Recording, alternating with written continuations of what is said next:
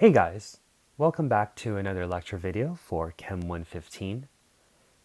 In the past lecture videos for the electrochemistry chapter, we learned how to calculate the cell potential of a galvanic or voltaic cell under standard conditions. In this lecture video, we will learn how to calculate the cell potential of a galvanic or voltaic cell under non-standard conditions by using the Nernst equation. So the first thing that we want to look at is what the Nernst equation looks like. And so whenever you want to figure out the cell potential under non-standard conditions, you need some type of reference point that will serve as the foundation of your calculations.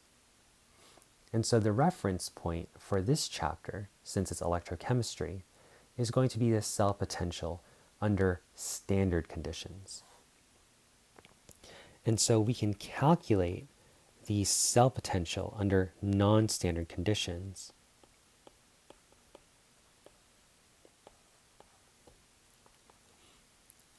by using the standard cell potential as our reference point.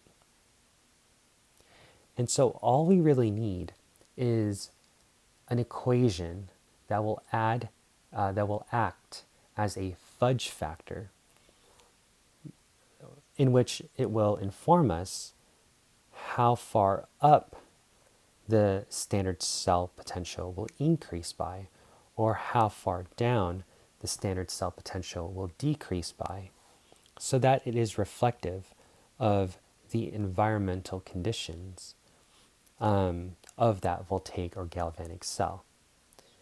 And this fudge factor, if you will, once added into the reference point, will then give us our non-standard cell potential. Okay, so hopefully that kind of makes sense in terms of how the Nernst equation works.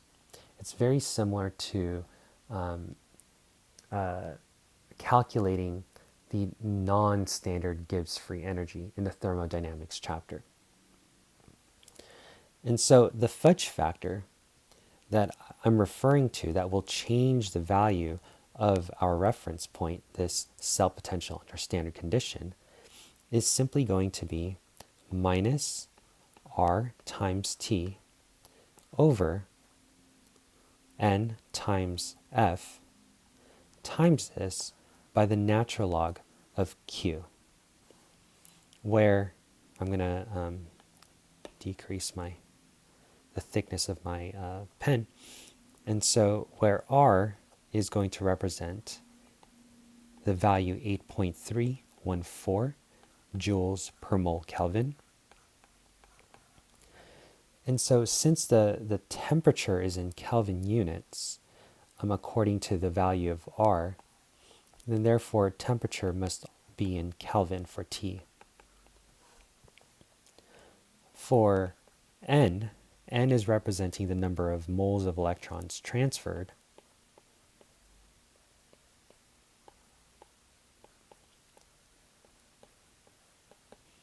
Remember, this is a voltaic or galvanic cell, or an oxidation reduction reaction. And so we have to take in consideration the number of electrons, the number of moles of electrons that's being transferred between the two half cells. And so last but not least, we have Faraday's constant, which is going to be 96,485 coulombs per mole of electron transferred.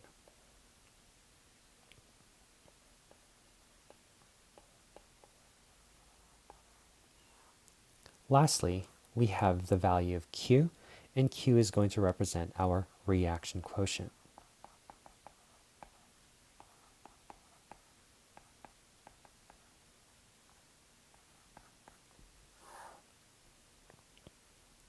And so looking at the Nernst equation, it looks like if we set our standard cell potential as the reference point, then the by taking into consideration the change in temperature, the change in amount of the reactants and products through the use of the reaction quotient, and the number of moles of electrons transferred, we can go ahead and determine the non-standard cell potential for that specific voltaic or galvanic cell. And so the last thing that I want to talk about before we take a look at a couple of problems is where this equation came from. And so this equation, the Nernst equation, was derived from thermodynamics. And so if you guys recall, delta G, or the change in Gibbs free energy under non-standard conditions, is equal to the change in Gibbs free energy under standard conditions.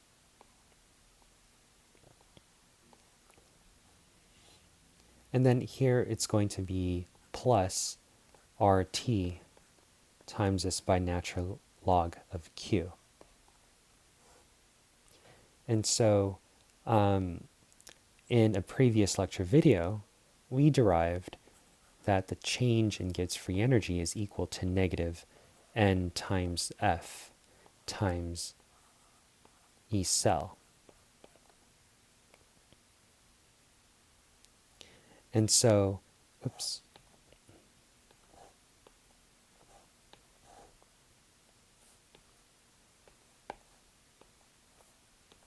Okay. And so this was a general relationship, and we can go ahead and use this definition. So we can go ahead and use this change in Gibbs free energy under non-standard conditions, and we can go ahead and plug this term into the left-hand side of the equal sign. Now we can also write the same statement that we wrote here, but this time under standard conditions. And so here we have delta G under standard conditions is equal to negative N times F, which is Faraday's constant, times that by the cell potential under standard conditions. And so this delta G is found here, and therefore we can go ahead and plug this guy into delta G naught. And so what we'll get is simply negative N F times that by the cell potential under non-standard condition, which is equal to negative N times F times E cell under standard conditions.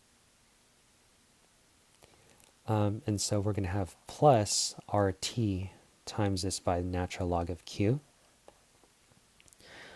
And so to solve for the cell potential under non-standard conditions, we're going to divide both sides by negative NF.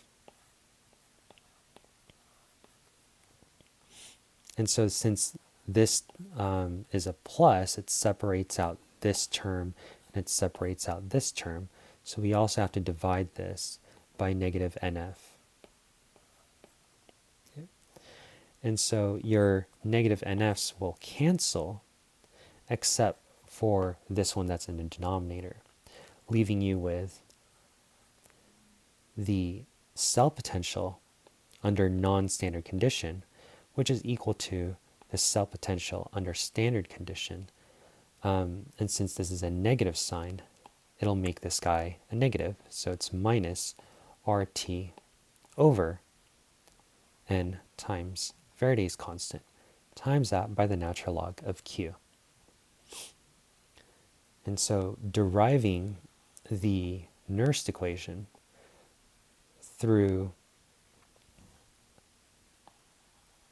an equation that we previously covered in thermodynamics gives us this ability to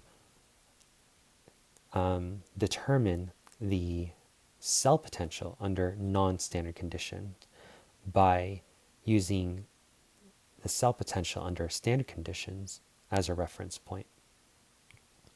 And this whole term is what I would like to call a fudge factor.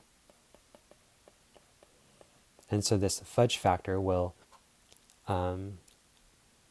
change the value of our standard cell potential so that it's reflective, so that we can calculate the cell potential under non-standard conditions.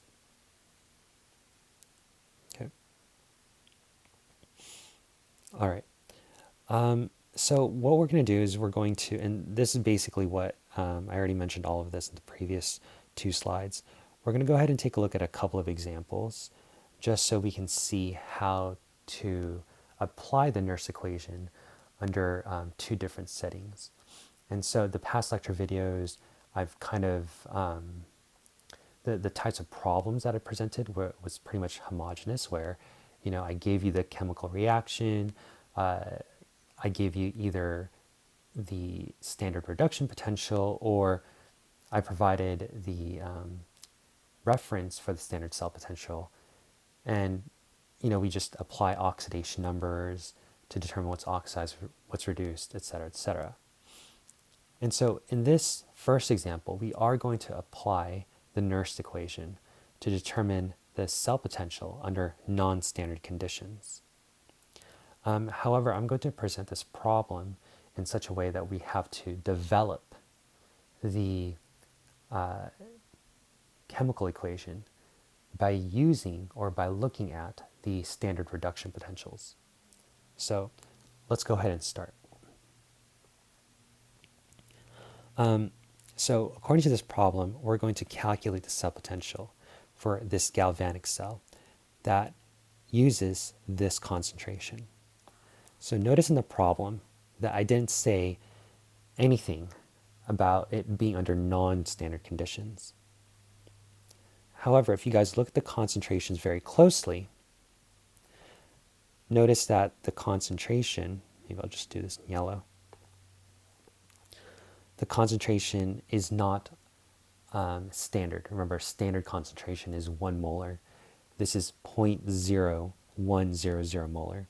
This is 0.250 molar. This is 0.050 molar. And so since these concentrations are not 1 molar, automatically we are under non-standard conditions. Okay. And so let's see here.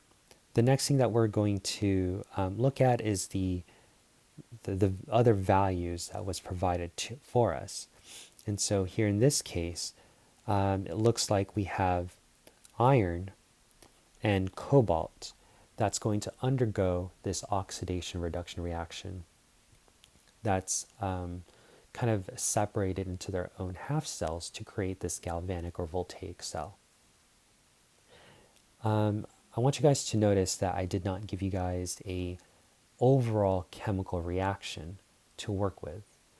And so how can we figure out what's oxidized and what's reduced? And we need to know what's oxidized and what's reduced, so that way we can solve for the standard cell potential. Okay. And so I guess before I begin, let me go ahead and just write the Nernst equation, so we have that equation to kind of fall back on, so we know what we're trying to solve for and what terms are missing.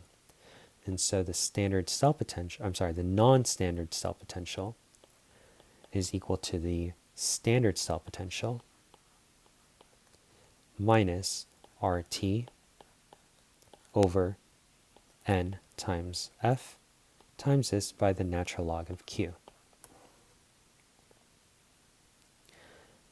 And so for us to solve for this term, right, this is what we're aiming to solve for, we need to figure out the standard cell potential. And we know that we can figure out the standard cell potential by taking the difference of the reduction potential under standard conditions minus the oxidation potential under standard conditions.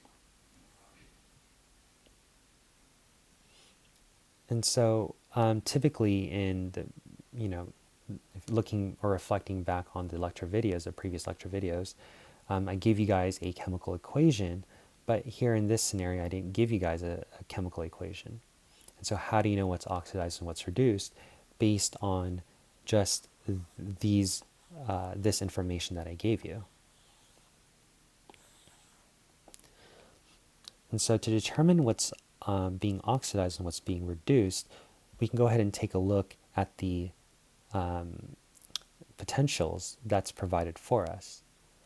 If you guys recall from the first lecture video that I made for electrochemistry, the larger your reduction potential, the more likely that that reaction is going to undergo reduction, right? And so if you guys pay attention to the position of the electrons, notice that it's on the reactant side. And so both of these half reactions is describing the reduction of their ion. Okay. And so looking at iron,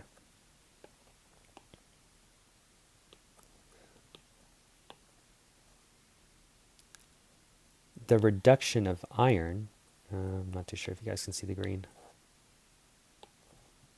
So if you guys look at iron, the reduction of iron has a reduction potential of 0.77 volts, where the reduction of cobalt will produce a reduction potential of negative 0.28 volts. And so since 0.77 is much higher than negative 0.28, that's going to tell us that iron 2+ is most likely to undergo reduction. And so, therefore, cobalt is most likely to undergo oxidation. So that's really awesome, because now we can plug in these numbers in the correct place to determine the standard cell potential. And so since the reduction is 0.77 volts, the reduction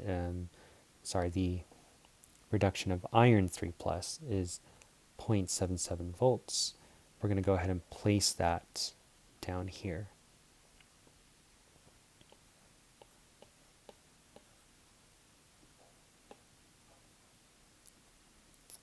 And so for cobalt,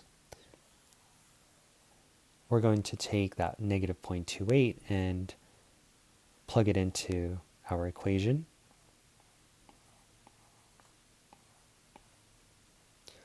And so please don't forget to carry this negative. This negative will convert your reduction potential into oxidation potential. And so since negative times negative is equal to a positive, we're simply going to add both of those values. And so if we get 0.77 plus 0.28, we're going to get a potential, a standard cell potential of 1.05 volts, or 1.05 joules per coulomb. Okay. All right.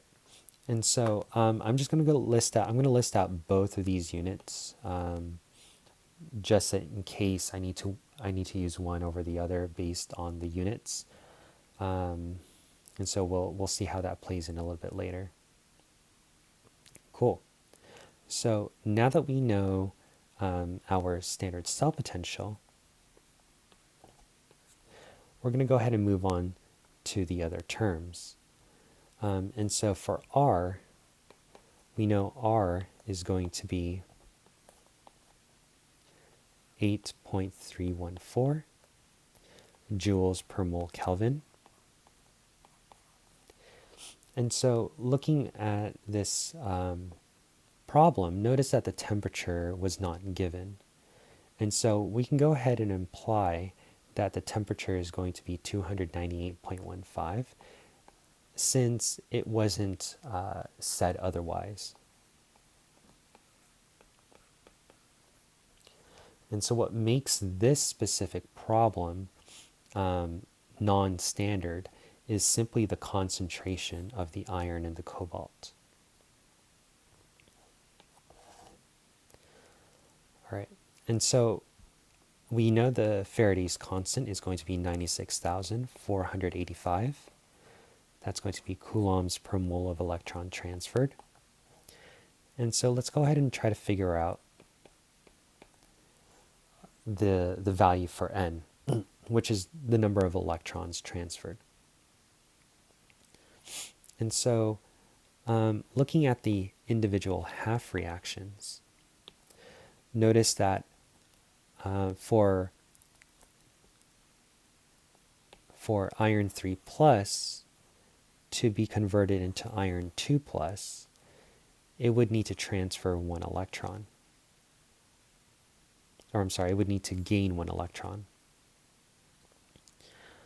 And so for cobalt 2 plus to become just solid cobalt with no charge, it would have to gain in this case. Well, technically this is oxidation, so we should really look at this backwards. So for cobalt solid to become cobalt 2 ion, it would need to lose 2 electrons. And so you guys can probably already guess that the number of electrons transferred between these two chemical systems, or between these two half reactions, is 2 electrons. And so we're going to go ahead and put in here 2 moles of electrons. And so the last thing that we need to figure out is the value for Q. And so please recall that Q is your reaction quotient. And to solve for Q, you need to write a mass action expression. And for you to write a mass action expression, you guys need to have the balanced chemical equation. Okay. And so let me just go ahead and write all of that down. So to solve for Q, you need a mass action expression.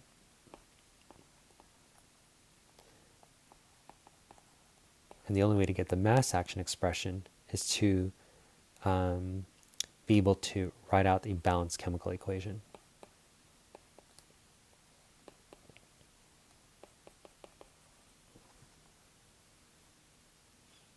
Okay.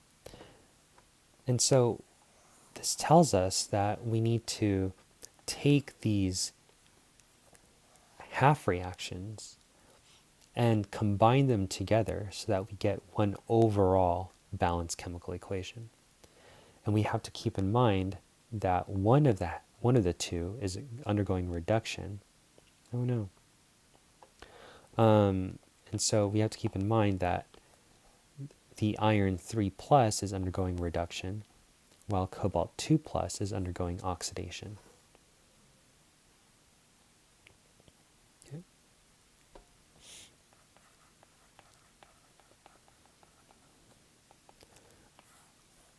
And so we have iron 3 plus 1 electron. That's going to produce iron 2 plus. And for oxidation, where it's going to be the cobalt. So for oxidation, we have to look at this reduction half reaction backwards. So cobalt is going to lose 2 electrons to produce cobalt 2 ion.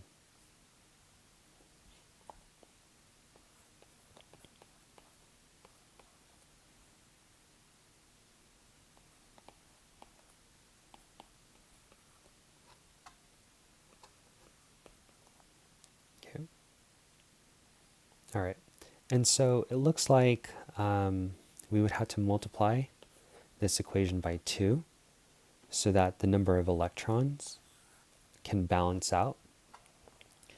And so that way when we add both of these half reactions, your electrons will naturally cancel.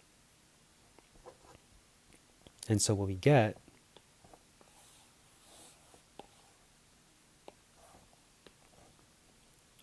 is 2 iron 3 plus 2 electrons to produce 2 iron 2 plus. And so we can go ahead and balance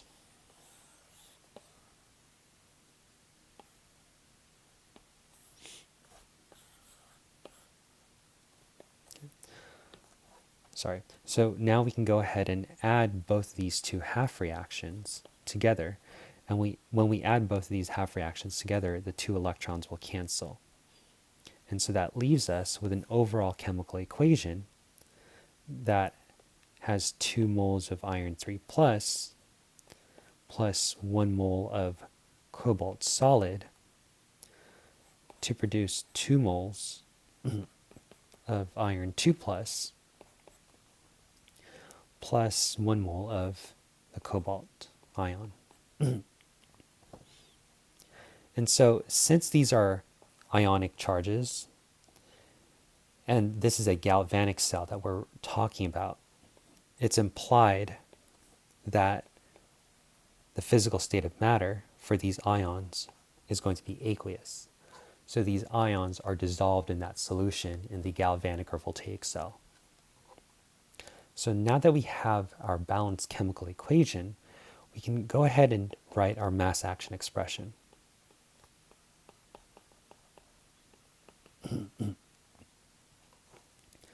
And so remember that when we're dealing with a reaction quotient Q, do not do an ice table. You're automatically just going to write a mass action expression. Make sure that you guys are raising each term to the correct power that's reflective of its coefficient in the balanced chemical equation. And then after that, you guys just plug in what those concentrations are. So please do not do an ice table for when you guys are solving for the reaction quotient. And so the reaction quotient is a ratio of products to reactants. And so here we have iron 2 plus raised to,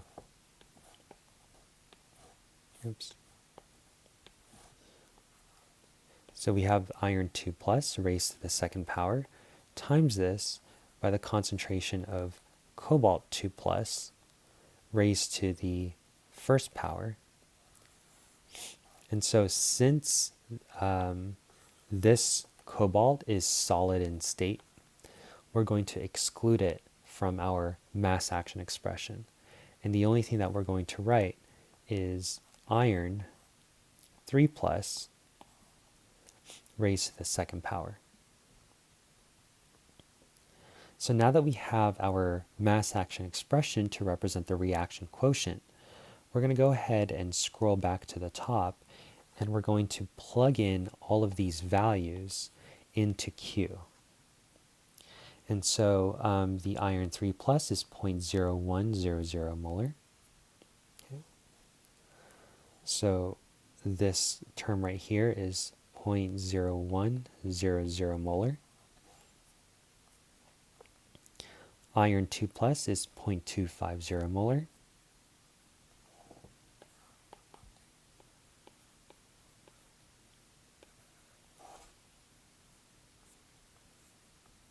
Cobalt 2 plus, 0.050 molar.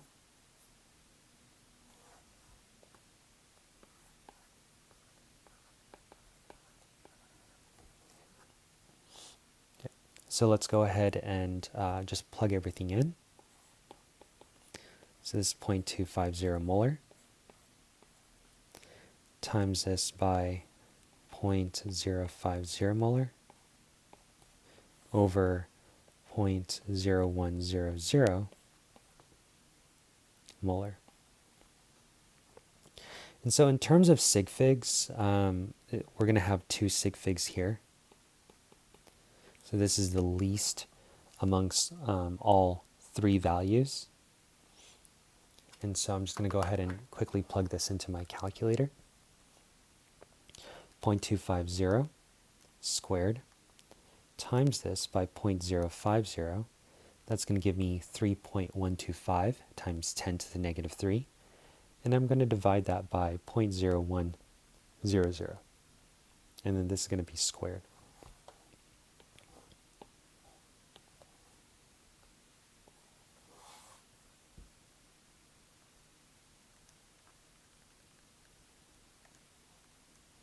Okay. And so the value for Q that I get is going to be 31.25. Okay, and I'll just put a little mark above here to let me know that I'm just carrying two sig figs. Okay. So now that I have the value of my Q, I'm just going to go ahead and pretty much just copy everything here. So I'm going to plug in all of my numbers and basically solve for the cell potential under non-standard conditions. Okay. It would probably be easy if I were to copy it.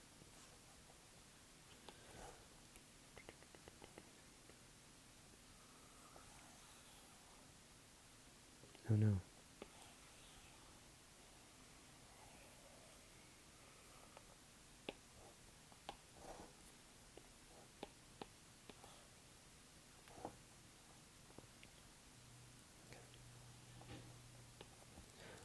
All right. And so I'm just going to erase this part right here. And, oh, I didn't catch the number, 1.05. Okay. So this is going to be 1.05. Let's see here, volts.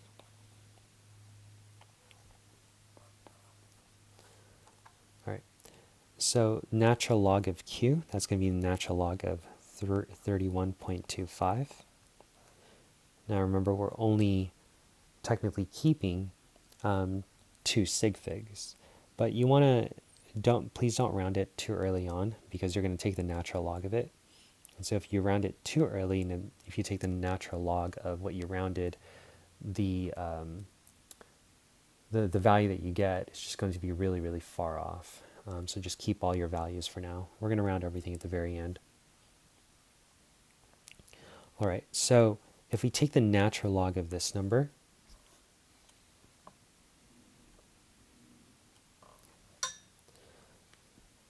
we're going to get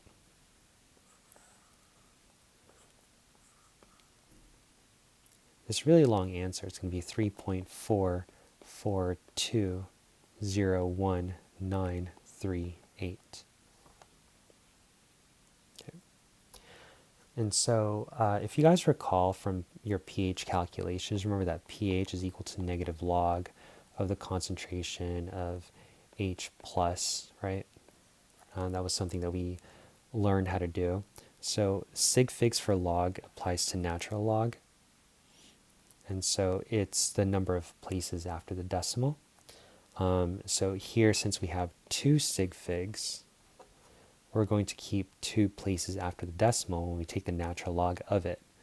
And so technically speaking, we're going to cut it off at that point. So this value, in terms of sig figs, it's going to hold as 3.44. Okay. But we're still going to use this full value because we're not done with our calculations just yet.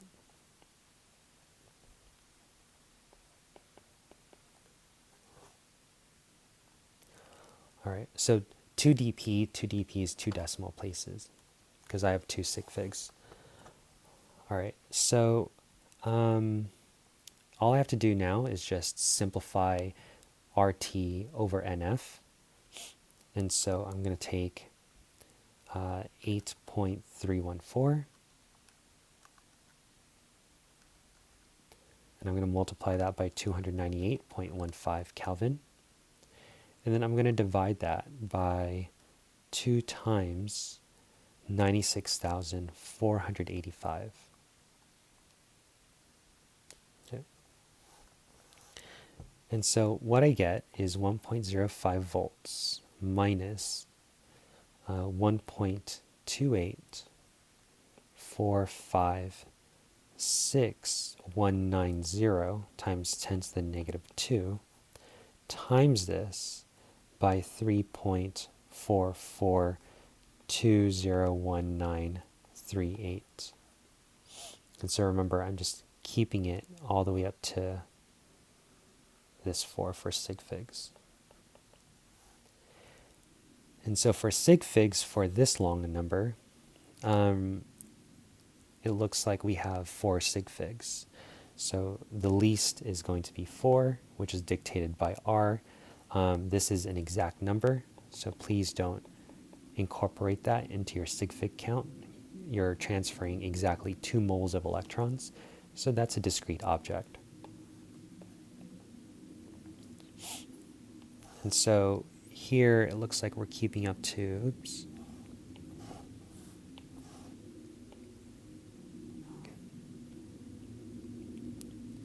All right, so I'm going to multiply those two values. So that's going to be 3.44201,938. And what I get is 1.05 volts minus 4.42 times 10 to the negative 2. Okay. So I'm just going to check that one more time. So I have 3.44 times that by 1.2845 blah, blah, blah, times 10 to the negative 2. Yep, cool. All right, so since this technically has 3 Sig Figs,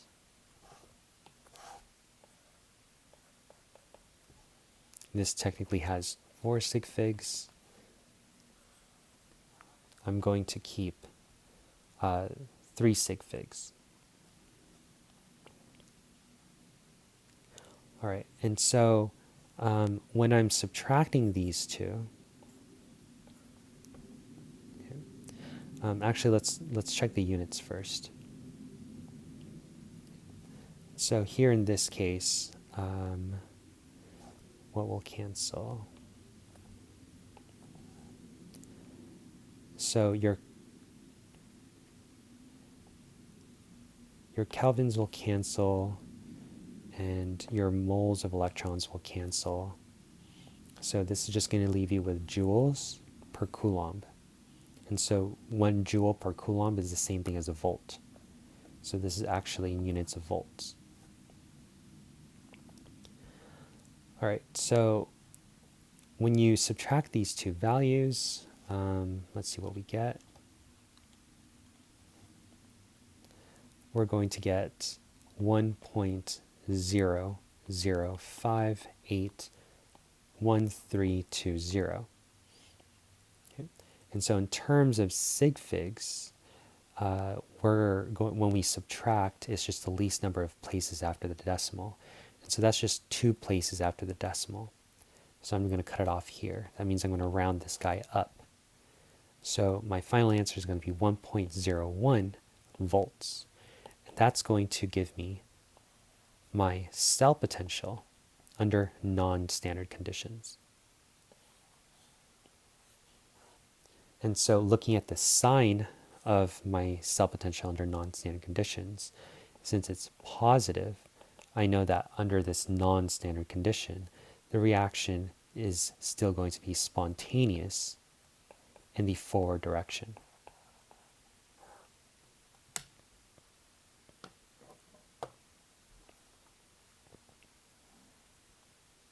Okay. All right, and so that's pretty much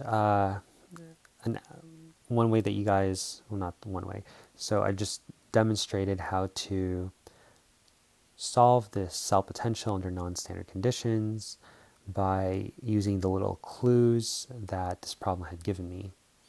And so what's different about this problem compared to all the other problems is that I didn't give you guys the chemical equation. You guys had to figure it out yourself. And the only way to do that is to look at your reduction potential values.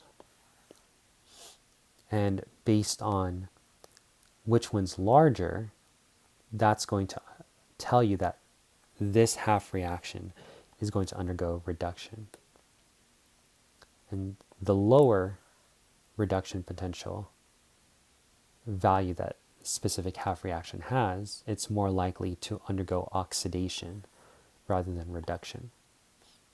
So once you know what's oxidized, what's reduced, you guys can solve for the standard cell potential. Then you guys can write your half reactions, balance out the number of electrons, add your half reactions together, so that way you guys get the overall chemical equation. When you guys are balancing your half reactions, you're able to determine the number of electrons that's transferred between the oxidative and reductive half. And your ability to create this balanced chemical equation will allow you to write your mass action expression, which will help you solve for Q. Once you have Q, you just plug everything into the Nernst equation, and then you solve for the cell potential under non-standard conditions. Okay. All right, so we're going to go look at one more problem. And once again, I'm going to present this problem a little bit differently than I've presented other problems in the past lecture videos. And so instead of giving you guys your chemical equation, instead of giving you guys the standard reduction potentials, I'm going to go ahead and give you guys the cell notation for this oxidation reduction potential.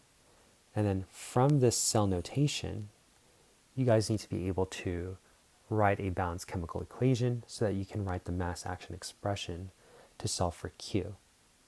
And the list continues. So let's go ahead and start. So the first thing I want to do is I want to write out my Nernst equation.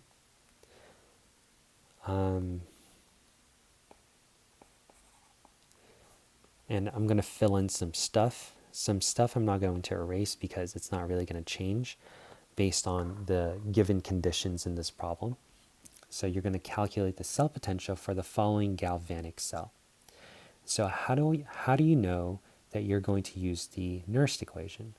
Well, once again, if you guys are looking at the concentration that's given to us, it's telling us that the concentration of this aluminum ion and the concentration of this zinc ion, it's not 1 molar. So if it's not 1 molar, you're not under standard conditions. And so since the temperature was not explicitly stated, we're just going to assume that it's still going to be 298.15 Kelvin.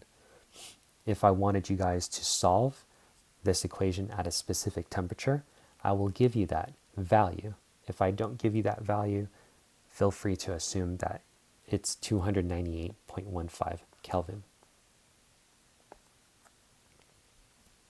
And so there's only a couple things or actually 3 things that we need to solve for before we determine the cell potential under non-standard conditions. And so we need to figure out the standard cell potential. We need to figure out how many electrons are being transferred, and we need to figure out the value for Q.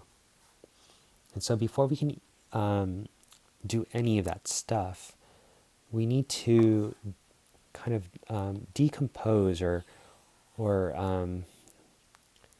further elaborate what this cell notation is telling us. Okay. And so if you guys recall, the double vertical lines will serve as the phase boundary between the anode and the cathode half cells. And so when you are writing the cell notation, anything to the left of that double vertical line is representing the anode.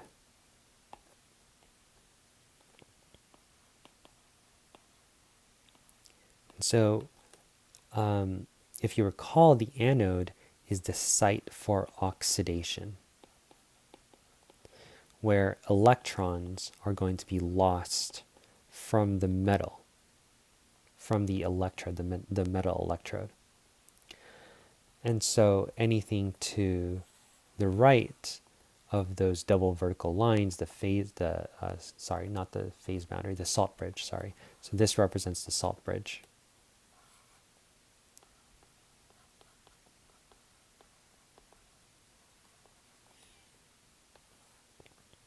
And so anything to the right of your salt bridge is going to represent your cathode.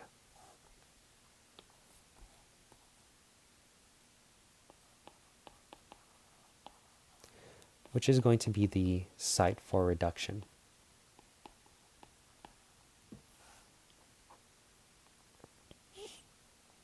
And so by decomposing what this cell notation means, you can actually figure out what E cell is at this moment in time. And so E cell under standard conditions is basically the difference between the reduction potential and the oxidation potential under standard conditions.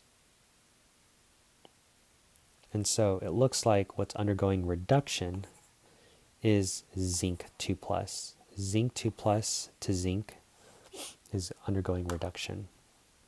And so to figure out that value, we need to look it up. So we're looking for zinc 2+. And so here it looks like zinc 2+ is negative 0.76.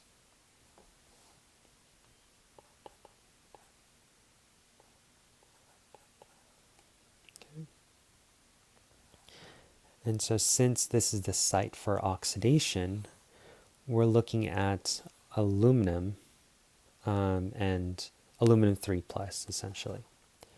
And so let's look at our half reaction or standard reduction potentials. So we're looking for a half reaction that has aluminum 3+, transferring 3 electrons or gaining 3 electrons to produce aluminum solid. And so it looks like it's negative 1.66.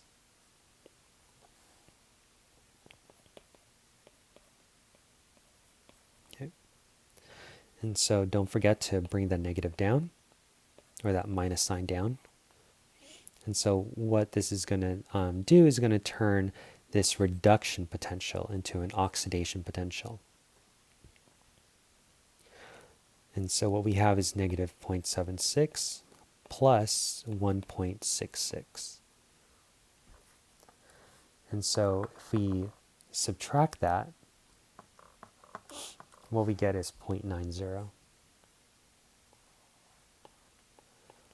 So here the standard cell potential is 0.90 volts. Cool. And so we figured out the standard cell. Let's go ahead and look for N. Okay. So looking at what I've circled here, notice that this is the reduction half reaction, and so this is the reduction half reaction, or half reaction that's undergoing reduction. And so I'm going to simply copy that down. So here we have zinc plus 2 electrons, this is 2 plus, to produce solid zinc. And I have aluminum 3 plus 3 electrons to produce aluminum solid. Okay. All right, so one of these half reactions is going to undergo reduction. One of these half reactions is going to undergo oxidation. And so we had, based on the cell notation, the zinc is undergoing reduction. So what that means is that your aluminum, so zinc is undergoing reduction, so that means that aluminum is undergoing oxidation. And so it is aluminum that we need to flip in this half reaction. So we're going to flip aluminum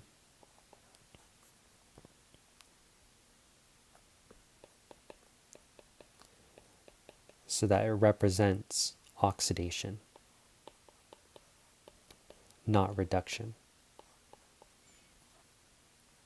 So currently, this is representing a half reaction for reduction, because reduction is gaining electrons.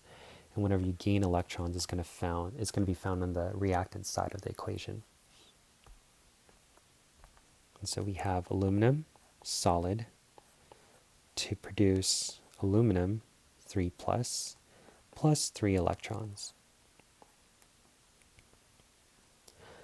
And so what I'm going to do is I'm going to bring this down.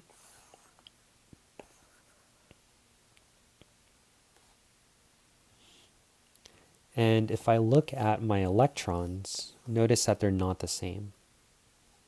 And so I need to multiply both equations by a certain coefficient to make them the same.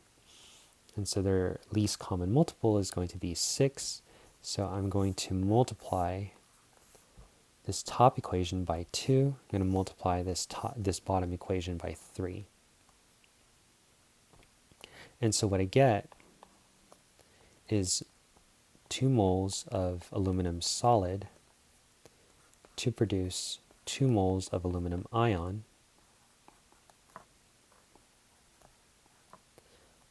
plus 6 electrons. And what I get here is going to be 3 moles of zinc, 2 plus, to produce,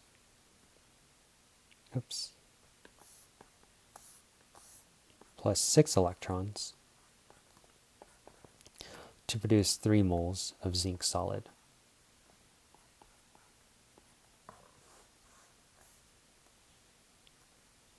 All right, and so now that we have the electrons balanced, we actually already figured out the number of electrons that's being transferred between the two systems, which is 6 electrons. And so I'm going to go ahead and erase this because I've already figured it out. And I'm just going to put in 6 moles of electrons. Okay.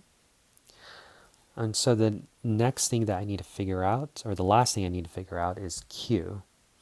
And so once I have Q, I have all of these variables plugged in with a number, and I can just multiply and subtract all of them to determine my cell potential under non-standard conditions. And so to determine Q, I need a balanced equation so that I can write a mass action expression. And so I'm just going to add both these equations. Now that my electrons are the same, I can go ahead and write an overall chemical reaction by adding both of these half reactions. So I have 2 aluminums plus 3 zinc to produce 2 aluminums.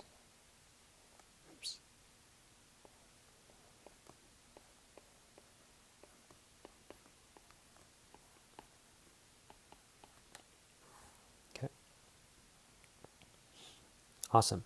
So now that I have my balanced chemical equation, I have to write a mass action expression that will describe the reaction quotient.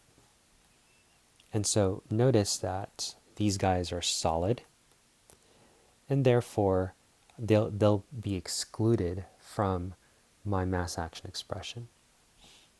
And so I have the concentration of aluminum raised to the second power over the concentration of zinc 2 plus raised to the third power. Once I have my mass action expression, I need to figure out what values I'm going to insert into Q, into my mass action expression for Q. And so notice that I've highlighted here these two concentrations, 0.2 molar and 0.5 molar. And so 0.2 molar is going to represent the zinc 2 plus, the 0.5 molar is going to represent aluminum 3 plus.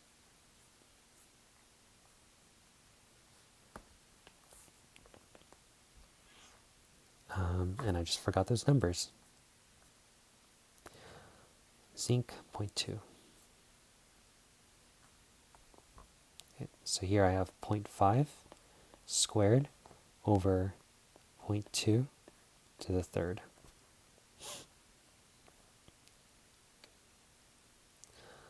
Aluminum 3 plus 0.5, is that correct? Yep. Zinc 2 plus 0.2. Okay. All right, so we just need to plug this into our calculator, and that will determine what Q is.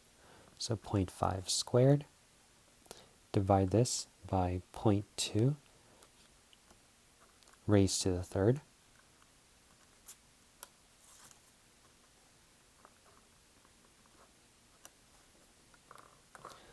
And so it looks like I have, once again, 31.25. Okay. And so now that I've solved my value for Q, and so this is just by coincidence, guys, 31.25 is not the answer for all Q values. It just turned out that way based on the numbers itself. So I'm just going to go ahead and copy this.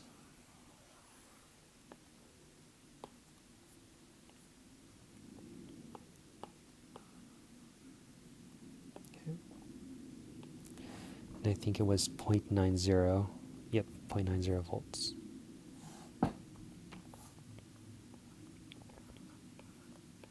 Okay.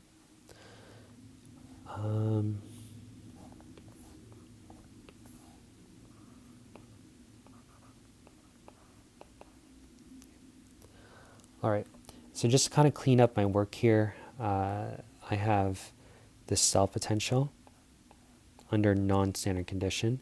That's equal to 0.90 volts minus that by 8.314 times that by 298.15 Kelvin. Divide this by 6 times this by 96,485. And then we're going to multiply this by the natural log of 31.25. Okay. All right. And so just give me a second. I'm going to put this into my calculator. So we have the natural log of 31.25. That's going to give me 3.44201938. And then I'm going to multiply this by whatever is in that fraction. So that's 8.314 times that by 298.15. That's 6 times 96, 485.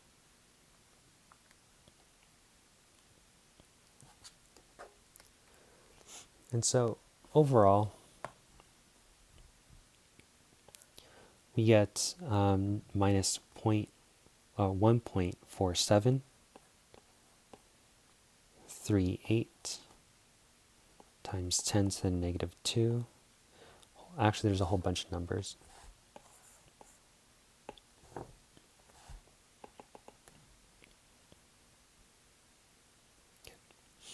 And so let's talk about Sig Figs. Since we're taking the natural log of this number, we are going to record 2 places after the decimal. So that's probably 3 sig figs overall, based on what we did in our last calculation and based on the last problem. And so overall, we're going to keep to 3 sig figs.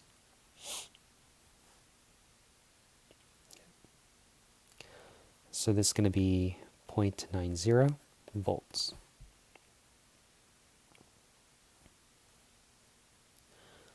So we're going to go ahead and take the difference between the two, 0.90 minus the answer. And so it looks like my cell potential under non-standard condition is going to be 0.885. And so since I'm subtracting, since my last operation is a subtraction, I have to carry the least number of places after the decimal, which in this case is 2 places after the decimal. And so the cell potential under non-standard conditions is simply going to be 0.89 volts. And so you might be thinking, okay, that's really silly. We did all of that work just so that we can determine that the standard, or that the cell potential under non-standard condition went down by 0.01 volts. And so the magnitude, if you will, of, or the degree of how far it goes up or down just really depends on the concentration. And so you can imagine that the concentration, a higher concentration or higher difference in concentration will probably greatly affect the change against the cell potential under standard conditions. Thereby, it'll give us a cell potential under non-standard conditions that's going to be far more distinct than the cell potential under standard conditions. Okay. And so it just so happens that our calculations inform us that the change is only going to be off by 0.01 volts.